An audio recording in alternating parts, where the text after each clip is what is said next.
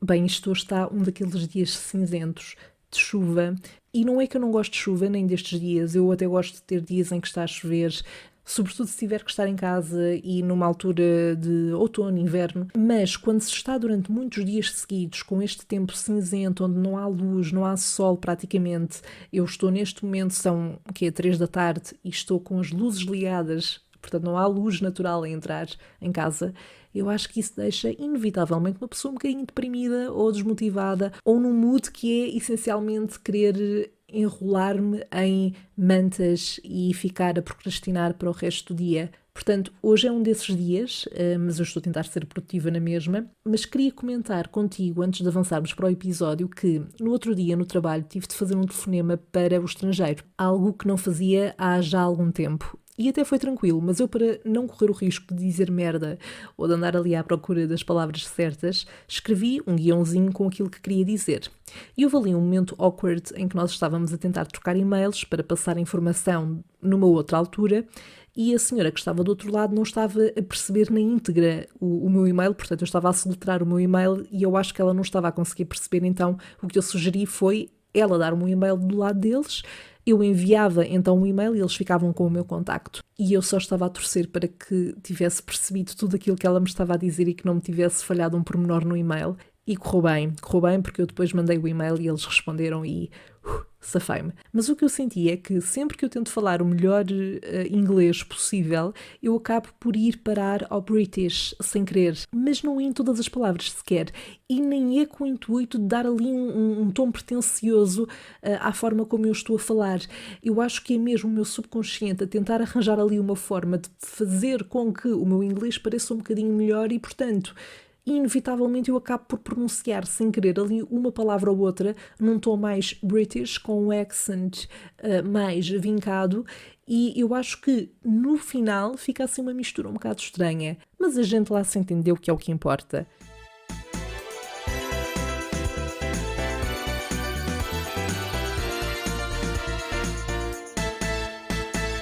Olá, Sherry! Como é que estamos por esse lado?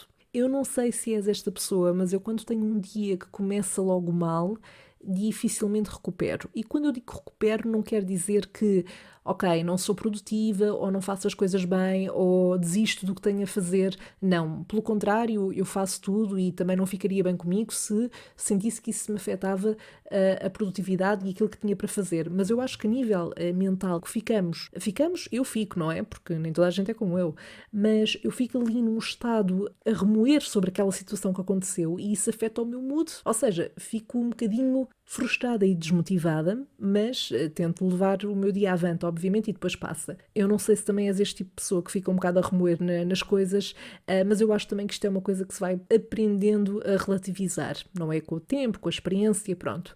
E há aqui um fator a ter em conta e que representa, no fundo, um aspecto positivo do teletrabalho, que é o facto de eu poder mandar as neiradas e libertar o stress sem problema, sem estar num contexto onde podem olhar para mim, porque na verdade só os meus cães é que estão comigo na sala e só eles é que me podem julgar.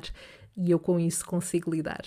Bom, e já que falamos em trabalho, vamos passar ao tema deste episódio que junta dois momentos da minha vida relacionados com esse tema. O primeiro remete para o momento em que eu trabalhei numa loja de marmitas e o outro para o período em que eu trabalhei num café/restaurante. Bom, eu quero também já deixar aqui a ressalva de que nos dois casos o período em que eu lá estive a trabalhar foi muito curto. No caso da loja de marmitas até foi mesmo só um período à experiência e depois eu percebi que a minha dignidade valia um bocadinho mais, mas já lá vamos. E no segundo caso, do café/restaurante, eu fui substituir durante uns dias uma amiga minha e na altura, como precisava também de uns trocos, aproveitei a oportunidade. Mas comecemos então pelas marmitas.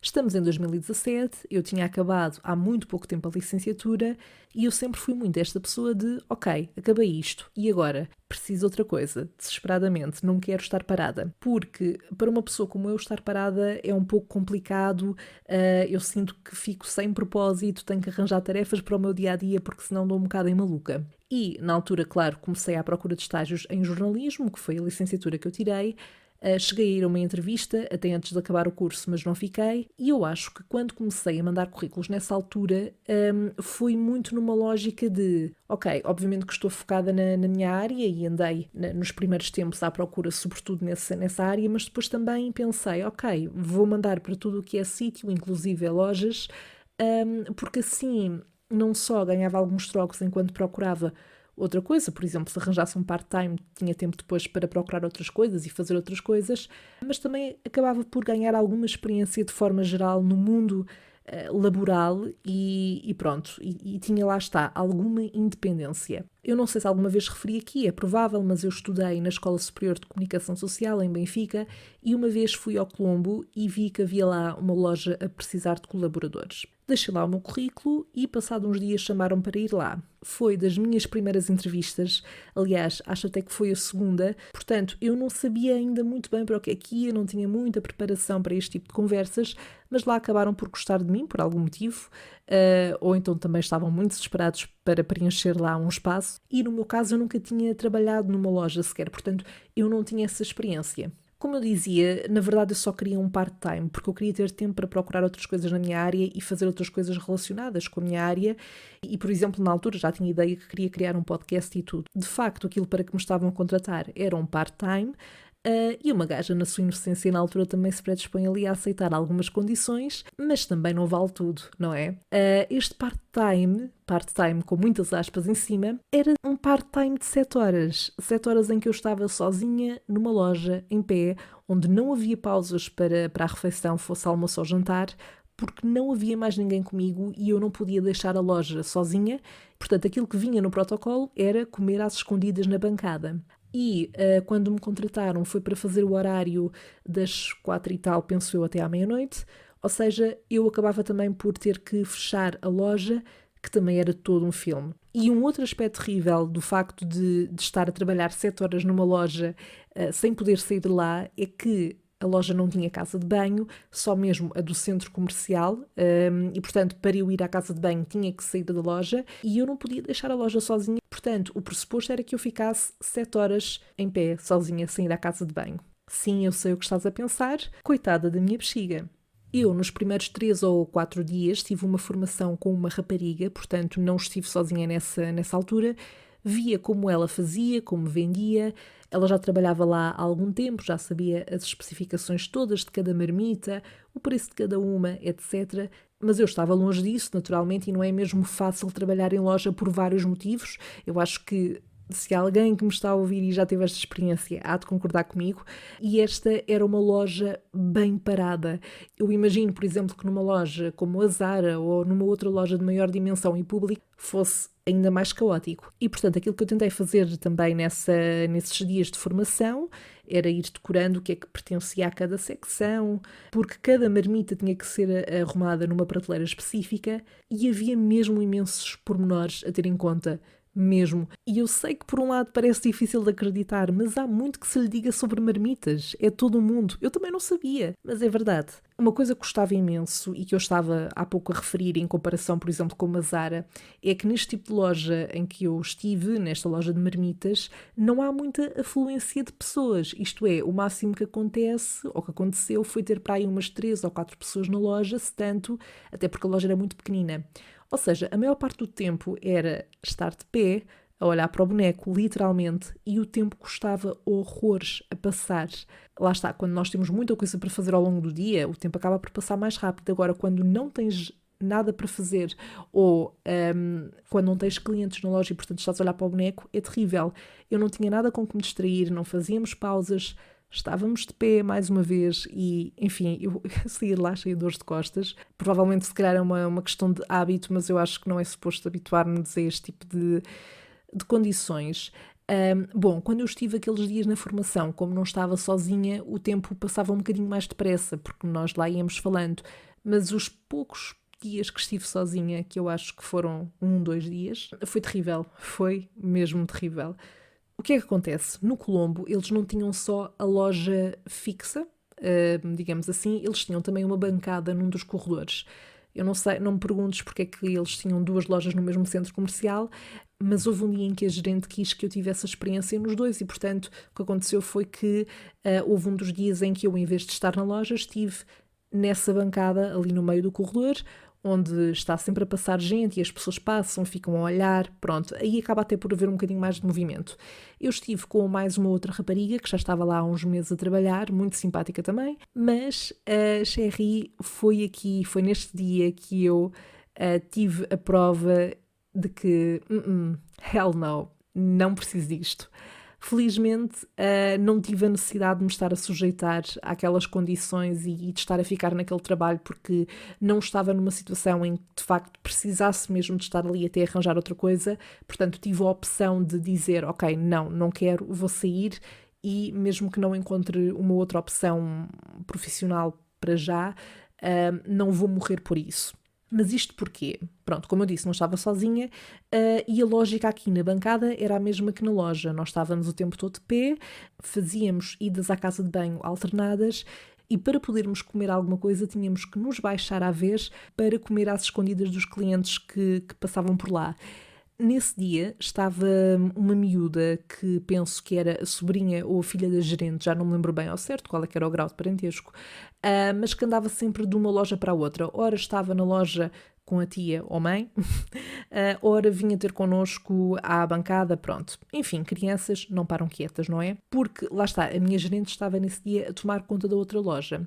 E numa das vezes em que a criança miúda, estava lá connosco na bancada, houve uma altura em que eu estava a acabar de comer a minha sandes do almoço, lá toda escondidinha, e aproveitei para dar aquele scroll básico no telemóvel, pronto, ver, ter um bocadinho de contacto social pelo telefone e pronto, mas uma coisa muito, muito rápida. Quando a miúda se vai embora para ir para a loja onde estava a tia ou a mãe, sei lá, vamos assumir que é a tia, pronto, a minha colega que estava comigo nesse dia disse-me, olha, quando a miúda estiver aqui, evita mexer no telemóvel, porque ela vai contar tudo à gerente e vai dizer que não estás a fazer o teu trabalho, que estás a mexer no telemóvel. E eu fiquei, ok, mas eu literalmente tirei uma pausa de 5 minutos para me sentar, comer a minha sandes e aproveitar, pronto, para ver o telemóvel. Uma parte de mim queria acreditar que isto era um bocado um exagero, pronto, que ela estava a dizer isto não era também para eu ficar assustada, mas pronto, que era um bocado exagerado.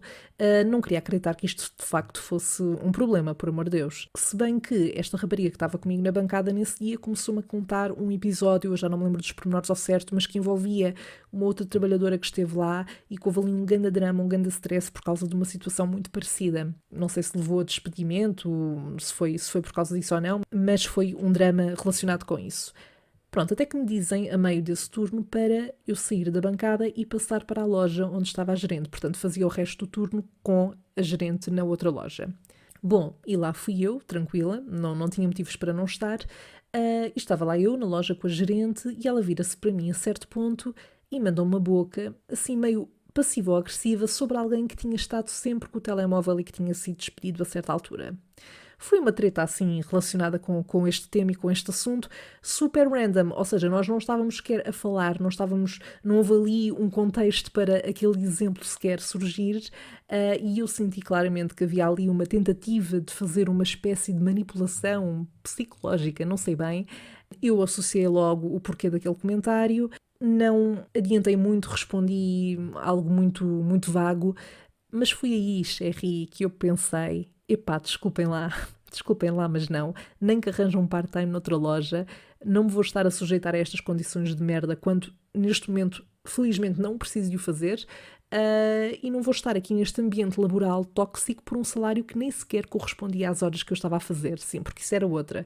Eu fazia as tais 7 horas para ser um part-time, mas era quase um full-time, porque eram quase 8 horas, e não recebia o equivalente a essas horas de trabalho de todo. E, portanto, como eu disse no início, esta experiência foi muito curtinha, foi basicamente fazer os dias de formação, tive para aí 1 ou 2 dias sozinha, eu não tenho bem a certeza, mas eu penso que no máximo tive 3 dias sozinha na loja, e eu lembro-me muito bem destes episódios que te contei e de facto pensar, opá não, eu vou dar uma desculpa e vou dizer que me vou embora, e foi isso que eu fiz.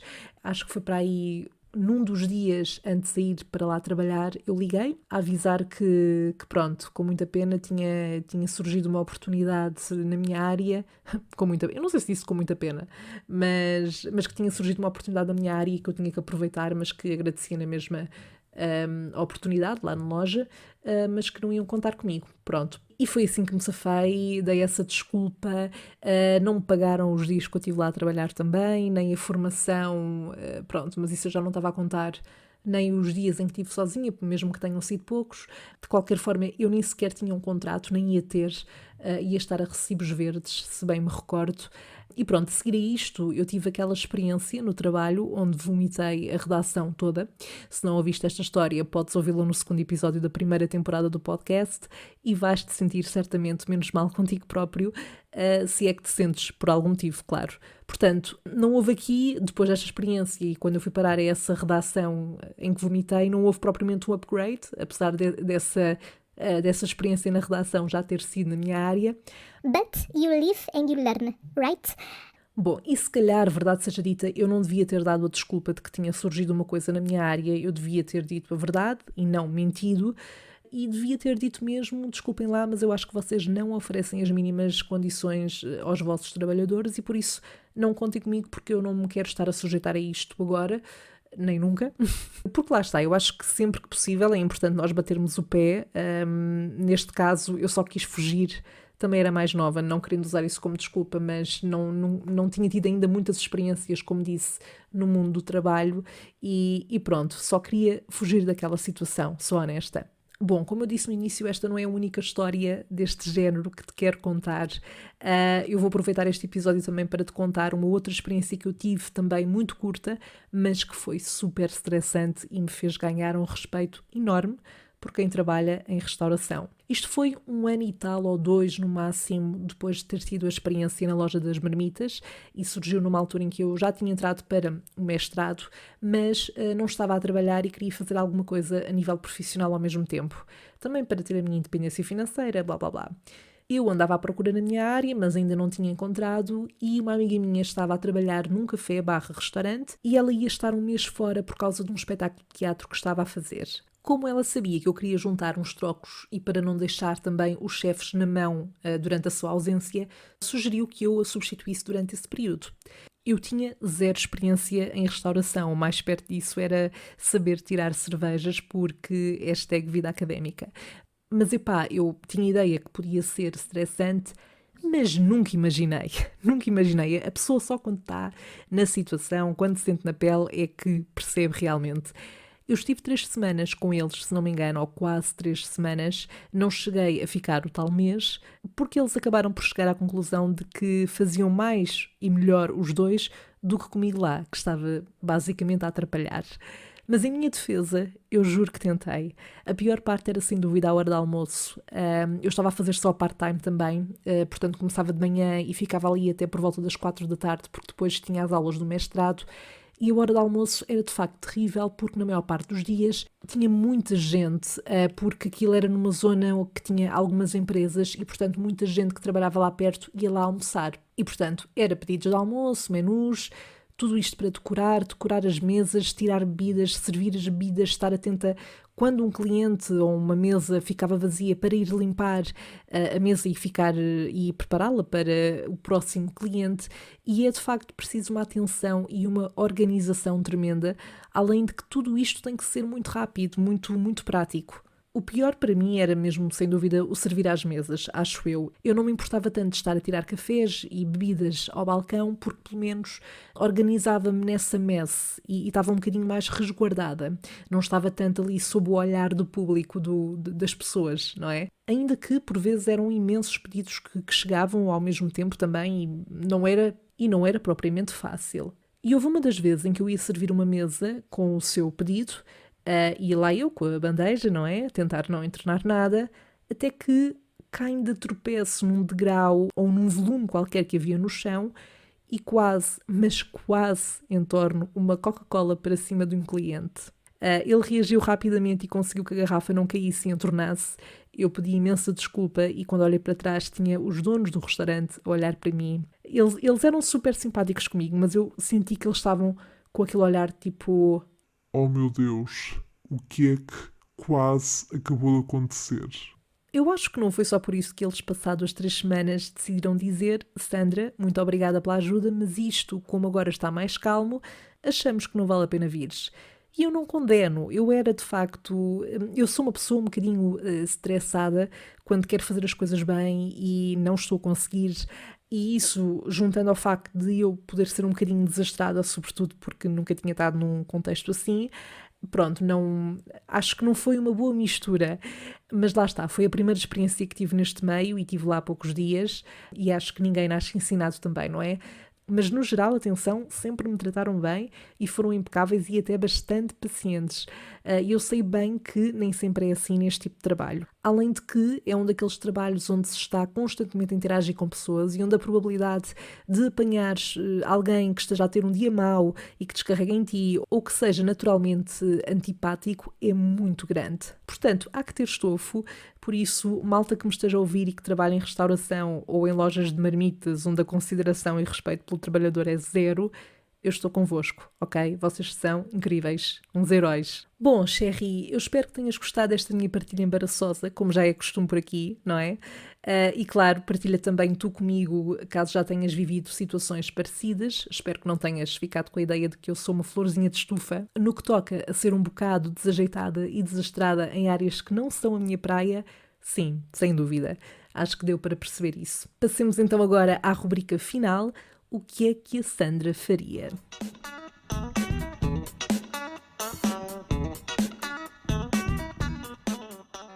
Então, para hoje trago um dilema enviado já há algum tempo pelo Gonçalo Silva, que pergunta o que é que a Sandra faria se fosse convidada pelo Toy a participar num videoclipe.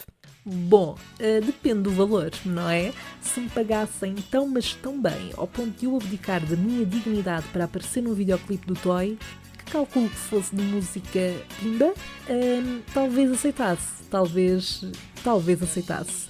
Depende do que eu tivesse que fazer no videoclipe também, que eu acho que isso é importante. Acho que é mais por aí até.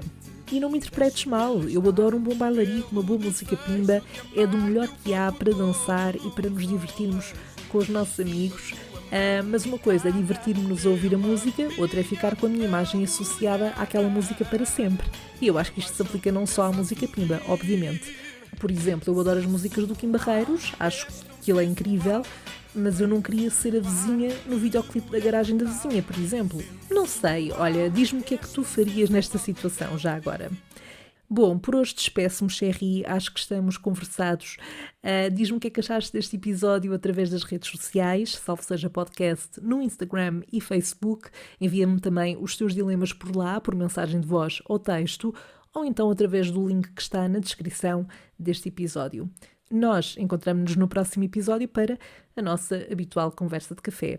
Até lá, bye!